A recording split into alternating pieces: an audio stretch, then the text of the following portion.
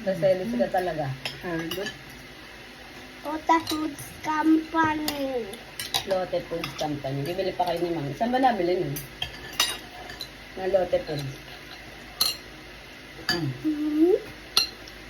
Saan nabili nun? Lotte. Sa Ongbil? Hindi. Lotte. Or Asadar.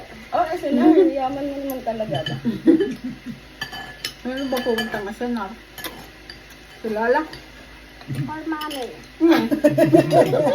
Ang tayan hindi walang pambayad si tayan. Ano? Pero hindi talaga yun. Pag napunta din kami ang Ongbil, hindi nagpapagod. Basta mo muna ka ka muna. Basta isip na lang, pag mami niya, pag nandiyan mami niya, marami siyang pera.